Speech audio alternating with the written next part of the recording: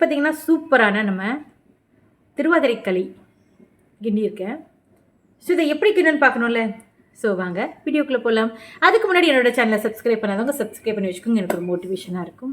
So வாங்க வீடியோக்குள்ளே போகலாம். ஹாய் ஃப்ரெண்ட்ஸ், வணக்கம், நமஸ்தே. நீங்களும் எப்படி இருக்கீங்க? நல்லா இருக்கீங்க, சந்தோஷமாக இருக்கீங்க நினைக்கிறேன், நம்புறேன். நல்லதே நினைப்போம், நல்லதே நடக்குங்க. இன்றைக்கி திருவாதிரைங்க. திருவாதிரை அன்னைக்கு மட்டும்தான் இது செய்வாங்கன்னு சொல்லுவாங்க பெரியவங்க. திருவாதிரை களி திருவாதிரை அன்னைக்கு மட்டும்தான் செய்யணும். அப்புறம் நிறைய வகையான 21 வகையை போட்டு 16 வகையை போட்டு காய் போட்டு கூட்டு பண்ணுவாங்கன்னு சொல்லுவாங்க. கூட்டெல்லாம் அவ்வளோ காய் போட்டு அந்த அளவுக்கு நம்ம சாப்பிட மாட்டோம். ஸோ அதனால் நான் திருவாதிரை களி மட்டும் இன்றைக்கி நான் செய்கிறேன். ஸோ அதை எப்படி பண்ணணும்னு பார்த்துக்கிறேன். 3 ஸ்பூன் அளவுக்கு நான் அரிசி எடுத்திருக்கேங்க. ஒரு 1/2 ஸ்பூன் அளவுக்கு நான் ஏலக்காய் தூள் எடுத்திருக்கேன். இதில் எடுத்திருக்க 3 ஸ்பூனுக்கு நான் 6 ஸ்பூன் அளவுக்கு வெல்லம் எடுத்திருக்கேன். ஓகேவா? தேங்காய் ஆப்ஷனல் தான். ஸோ அது நீங்கள் வேணும்னா நீங்கள் நெய்யில் போட்டு வறுத்து சேர்த்துக்கலாம். இதில் ரொம்ப சிம்பிளான ஒரு களியாக தான் இருக்கும். ரொம்பவும் எஃபெக்ட் போடுற மாதிரி இருக்காது. ஸோ நம்ம நெய்யில் போடும்போது நம்ம அதை வறுத்து நம்ம சேர்த்துக்கலாம். இப்போ இதுக்கு தேவையான பொருட்கள் என்னென்னு பார்க்கணும்ல. ஃபஸ்ட்டு நம்ம அரிசியை வறுத்து எடுத்துக்கணும். இது பொரி அரிசி வச்சு தான் நம்ம பண்ணுவோம். ஸோ அதனால் அப்புறம் இந்த வெல்லத்தை நம்ம பாகு எடுத்து வச்சுக்கலாம். ரொம்பவும் இதாக இருக்கணும். நமக்கு வெறும் பாகு மட்டும் எடுத்து வச்சுன்னா கம்பிப்பதம் அந்த மாதிரி எதுவுமே வேணாம். ஜஸ்ட் பிளெயினாக இருக்கணும். ஓகேவா? அதனால் ஸோ இது பாகு எடுத்துட்டு இதை வறுக்க போகிறோம். ஸோ நம்ம வாங்க வீடியோக்குள்ளே போகலாம். இப்போ நான் அடுப்பை பற்ற வச்சுட்டேங்க. இதை நீங்கள் வாஷ் பண்ணி கூட சேர்த்துக்கலாம். ஆக்சுவலாக நான் வாஷ் பண்ணி இது நல்லா உணர வச்சுட்டு அதுக்கப்புறம் தான் நான் சேர்த்துருக்கேன். இப்போ இதை நம்ம நல்ல சட்டி நல்லா வச்சுட்டு அதை சூடு பண்ணிக்கோங்க. அதுக்கப்புறம் இதை போடுங்க. நான் ஆல்ரெடி இதை சூடு பண்ணிட்டேன் கொஞ்சம். அதனால் நான் அடுப்பை பற்ற வச்சதுக்கப்புறம் இதை போட ஆரம்பிக்கிறேன். ஸோ இது பொரி அரிசின்னு சொல்லுவாங்க. பொரி அரிசி நான் யாருக்குமே என்னோடய வ்ளாக் பார்த்துட்டு இருந்தீங்கன்னா தெரியும். அதில் கஞ்சி பண்ணியிருப்போம். நாங்கள் பொரி அரிசி உளுந்து போட்டு கஞ்சி பண்ணியிருப்போம். ரொம்ப ஹெல்த்தியான ஒரு டிஷ்ஷு. பேக் பெயின் அந்த மாதிரி கேட்குறதுக்கு ரொம்பவே நல்லாயிருக்கும். லேடிஸ்க்கு பெரும்பாலும் அதை கொடுக்குறது ரொம்பவே ஹெல்த்தியான டிஷ் அப்படிங்கிறதுனால. ஸோ அப்போ அதை நான் செய்யும் போது நான் உங்களுக்கு சொல்லியிருக்கேன். அந்த வாசனை அதெல்லாம் ரொம்பவே சூப்பராக இருக்கும். அதில் பண்ணுறது நான் கம்மியாக பண்ணுறேன். நான் எங்களுக்கு தேவையான காலையில் நைவேத்தியத்துக்கு பண்ணுற மாதிரி நான் கம்மியாக பண்ணிக்கிறேன். நீங்கள் நிறைய செய்கிறதா இருந்தால் அக்கம் பக்கத்தில் கொடுக்கறதா இருந்துச்சுன்னா நீங்கள் நிறையவே செஞ்சுக்கோங்க.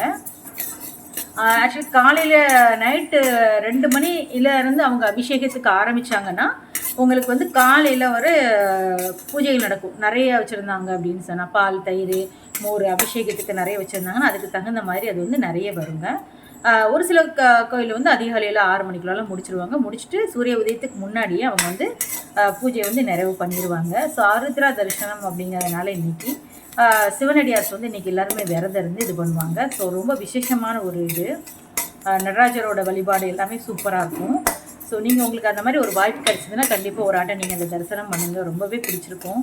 ஸோ அது அதோட சொல்ல முடியாதுங்க அந்த வார்த்தையை. நம்ம அந்த அளவுக்கு ஒரு இதாக இருக்கும், ஒரு ப்ளசண்ட்டாக இருக்கும். கோயிலுக்குள்ளே போனாலே அந்த ஐஸ் தரமாக இருக்கும். அதனால் இப்போ பாருங்கள், நம்ம கொஞ்சம் சட்டி வச்சுருந்தோன்னா டக்குன்னு சூடாயிரும். ஆன உடனே பார்த்திங்கன்னா பொரியரிசி இதை நம்ம திரும்ப மிக்சியில் போட்டு தான் நம்ம பொடி பண்ண போகிறோம்.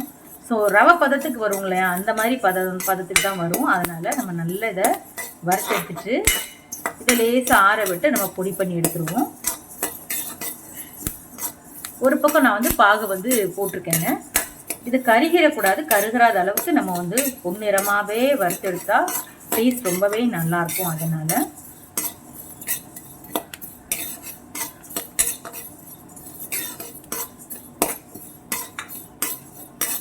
இப்போ இது ஒரு பாத்திரத்தில் நான் மாற்றிக்கிறேன். இப்போ நான் பொரியரிசி ஒரு பாத்திரத்தில் எடுத்து மாற்றிட்டு ஸோ ஆற வச்சுருக்கேங்க. 2 நிமிஷத்துக்கு ஆறட்டும். ஆறுனதுக்கப்புறம் நான் மிக்ஸி ஜாரில் போட்டு இது நான் பொடி பண்ணி எடுத்துகிட்டு உங்களுக்கு நான் காட்டுறேன். இப்போ நல்லா ஆறிடுச்சு நம்மளோட அரிசி, பொரியரிசி. ஸோ இதை நான் அப்படியே மிக்ஸி ஜாரில் போட்டுக்கிறேன். இதை நான் பொடி தான் பண்ண போகிறேங்கனால சின்ன மிக்ஸி எடுத்து நான் நிறைய எடுக்கல, கம்மியாக எடுத்திருக்கேன். அதனால் இது கூடயே நான் ஏலக்காவையும் சேர்த்துக்கிறேன். ஏலக்காவை ஸோ வாசனை ரொம்பவே நல்லாயிருக்கும். இப்போ இதை பொடி பண்ணிட்டு உங்களுக்கு காட்டுறேன். இப்போ பார்த்தீங்கன்னா இந்த ரவை பதத்தில் வருங்க. ரவையை விட ஓரளவுக்கு கொஞ்சம் ரொம்பவே நைஸாக தான் இருக்கும். நான் அந்த பதத்தில் அரைச்சிக்கணும். நான் சலிக்கலை. நீங்கள் சலிச்சிட்டு கூட நீங்கள் யூஸ் பண்ணிக்கோங்க. நான் கம்மியாக போட்டிருக்கனால இங்கே இருங்க இவ்வளோ தான் வந்திருக்கு. இங்கே பாருங்கள் நைஸாக இருக்குது எனக்கு, அதனால் நான் வந்து ஜலிக்கலை. நீங்கள் வேணால் எதுக்கும் ஒரு அட்டை நீங்கள் ஜலிச்சிக்கோங்க. நான் நல்லா அரைச்சிட்டேன், அதனால் நான் ஜலிக்கலைங்க. ஸோ இதை நான் அப்படியே நம்ம வந்து போட்டு கிண்ட ஆரம்பிச்சிடலாம். இப்போ வந்து 1 ஸ்பூன் அளவுக்கு வந்து 1.5 ஸ்பூன் அளவுக்கு வந்து நான் வந்து நெய் எடுத்திருக்கேன். நெய் எடுத்து முந்திரியெல்லாம் நம்ம வறுத்து எடுத்துக்கிறோம். ஸோ நல்லா சூடாகிடுச்சுன்னா முந்திரியை வறுத்து எடுத்து வச்சுட்டு அப்புறம் நம்ம வேலைகள் செய்ய ஆரம்பிக்கலாம்.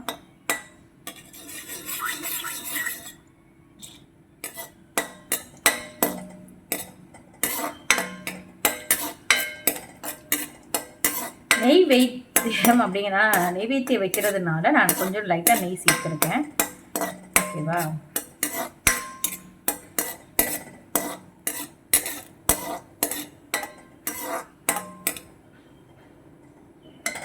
ஒரு 2 நிமிஷம் தான் நம்ம வறுத்து எடுத்துடலாம். வறுத்து எடுத்ததுக்கப்புறம் நம்ம வந்து இதில் பாகு சேர்த்துட்டு நம்மளோட ரவையை அது மேலே ஊற்றி ஸோ நம்ம வேக வச்சு நம்ம கிண்டி தான் போகிறோம். ஸோ ரொம்பவே சூப்பராக இருக்கும், எம்மியாக இருக்கும். அதனால தான்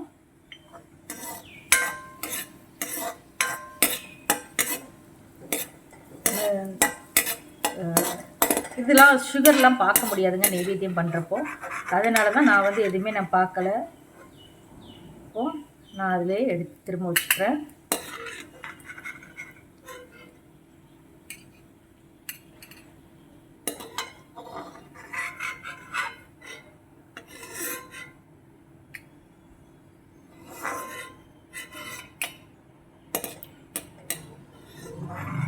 இதில் வந்து நான் அப்படியே பாகை ஊற்றிடுறேன், வெள்ளைப்பாகை.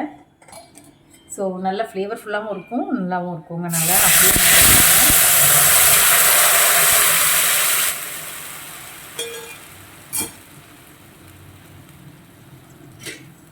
அந்த நெய்யோடு சேர்த்து அதோட ஸ்மெல் அரோமா ரொம்பவே சூப்பராக இருக்கும். அதனால் இப்போ நான் அடுப்பை ஃபாஸ்ட்டாக வச்சுக்கிறேன். இது ஓரளவுக்கு ஃபஸ்ட்டு கொதிக்கட்டும். கொதித்ததுக்கப்புறம் நம்ம வந்து உள்ளே வந்து சேர்த்துக்கலாம். இப்போ வந்து கொதிக்க ஆரம்பிச்சிருச்சிங்க. கட்டி தட்டாத அளவுக்கு நம்ம வந்து இதை வந்து அப்படியே உள்ள மிக்ஸ் பண்ணிக்கிட்டே இருக்கணும். நான் சொன்ன மாதிரி நான் வந்து ரொம்ப கம்மியாக தான் சேர்த்துருக்கேன்.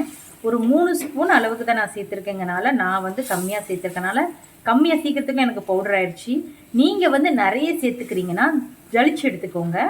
இது வந்து ரவை பதத்திலே தான் உங்களுக்கு வரும்னால நல்லா தான் இருக்கும், ரொம்ப இதெல்லாம் இருக்காது. அதுலேயும் நம்ம பண்ணுறது வந்து பொரி அரிசி இருக்கு இல்லையா, அதை வச்சு தான் பண்ணுறதுனால ரொம்பவே டேஸ்டியாக இருக்கும். இல்லைங்க எனக்கு இப்படி கலக்க வராதுன்னா நீங்கள் என்ன செஞ்சுக்கலாம், முதல்ல கொஞ்சோண்டி வெள்ளைப்பாகு நம்ம ஆட் பண்ணுவோம்ல, இது இல்லை அந்த வெள்ளைப்பாகில் வந்து ஃபஸ்ட்டு நீங்கள் வந்து கட்டி வராத அளவுக்கு தட்டிட்டு நீங்கள் வந்து கிண்டி வச்சுக்கலாம். அப்படியே கலக்கி அதை வந்து எடுத்து வச்சுட்டு அதுக்கப்புறம் நீங்கள் வந்து இந்த வெள்ளைப்பாகில் லைட்டாக நீங்கள் விட்டு இது பண்ணும்போது உங்களுக்கு அந்த அளவுக்கு ஒன்றும் கட்டி தட்டாது. ஸோ ஆனால் கட்டி தட்டாலும் ஈஸியாக வந்துடுங்க, ஏன்னா அது ரொம்ப பொரிய அரிசிங்கனாலும் ஈஸியாகவே நமக்கு வந்துடும்.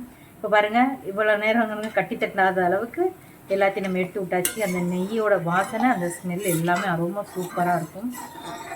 ஸோ இதை அப்படியே கிண்டிட்டு கொஞ்சம் நேரம் கிண்டி விட வேண்டியதான்.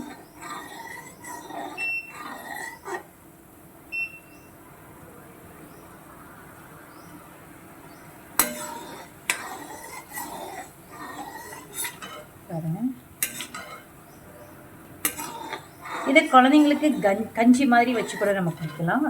ஸோ அந்த மாதிரி கஞ்சி வச்சு கொடுக்கும்போது குழந்தைங்களுக்கும் ஹெல்த்தியாகவே இருக்கும். நான் அது ஒரு நெக்ஸ்ட்டு உங்களுக்கு வ்ளாகில் போடுறேன். ஸோ அதில் நம்ம கொஞ்சம் கொஞ்சம் நம்ம பாதாம் இந்த மாதிரிலாம் சேர்த்து அது ஒரு ஆட்டை நம்ம பண்ணலாம். இது வந்து அந்த பொரி அரிசியோட ஸ்மெல்லுங்க, அரோமா அமேசிங், சூப்பராக இருக்குங்க. ஒரு ஆட்டை நீங்கள் இதை ட்ரை பண்ணி பாருங்கள். ஆனால் பெரியவங்க சொல்லுவாங்க திருவாதிரை அன்னைக்கு மட்டும்தான் திருவாதிரை களி செய்யணும், மற்ற நேரம் செய்யக்கூடாதுன்னு சொல்லி பெரியவங்க சொல்லுவாங்க. ஆனால் என்ன ரீசன் எனக்கு தெரியல. பட் உங்களுக்கு யாருக்காவது அந்த மாதிரி ரீசன் தெரிஞ்சதுன்னா கண்டிப்பாக எனக்கு நீங்கள் ஷேர் பண்ணுங்கள். நானும் நிறைய விஷயங்களை கற்றுக்கிட்டே இருக்கிறதுனால நானும் தெரிஞ்சுக்கணுன்னு ஆசைப்படுறேன். இப்போ பாருங்கள் நல்ல போல் வருதா.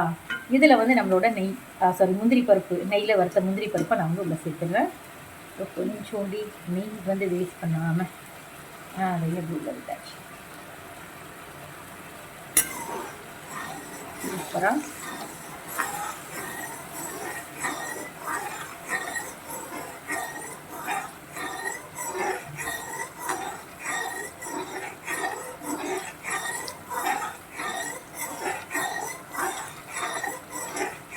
ரொம்ப சூப்பராக வந்து கொஞ்சம் கட்டி சொல்லுவாங்க, அடி பிடிக்காத அளவுக்கு நீங்கள் வந்து இதை வந்து இது பண்ணிக்கோங்க. கிண்டிக்கிட்டே இருக்கணும். ஒரு 5 நிமிஷம் 10 நிமிஷம். நான் வந்து கம்மியாக பண்ணுறதுனால மேபி எனக்கு அந்த மாதிரி டைமிங் இருக்கலாம். நீங்கள் நிறைய பண்ணுறீங்கன்னா அதுக்கு தகுந்த மாதிரி பண்ணிக்கோங்க. ரொம்பவே சூப்பராக இருக்குங்க.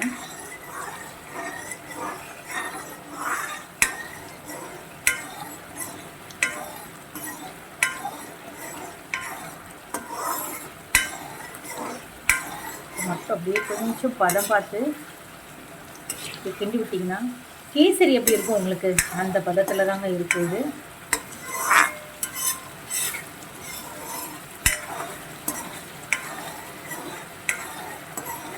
நான் இந்த மாதிரி ஸ்டைலில் தாங்க திருவாதிரை களி கிண்டுவேன். நீங்கள் எந்த மாதிரி ஸ்டைலில் வந்து திருவாதிரை களி வந்து நீங்கள் கிண்டுவீங்கன்னு சொல்லுங்கள். ஸோ நானும் தெரிஞ்சுட்டேன்.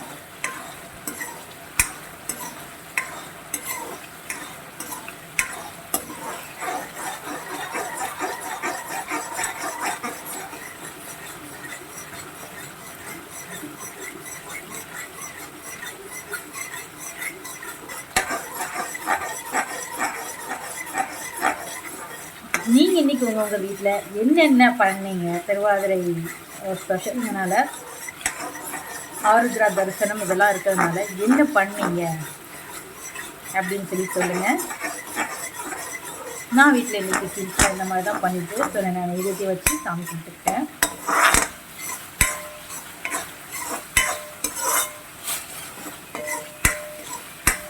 அப்படியே சூப்பராக தலை நம்மளோட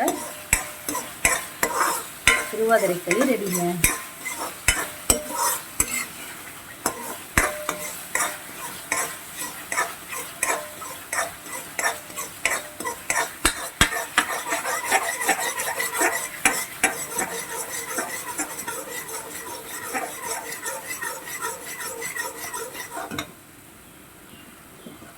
அடி பிடிக்காம நம்ம கிண்டணுங்க, அதுதான் இதில் வந்து பெரிய விஷயம்.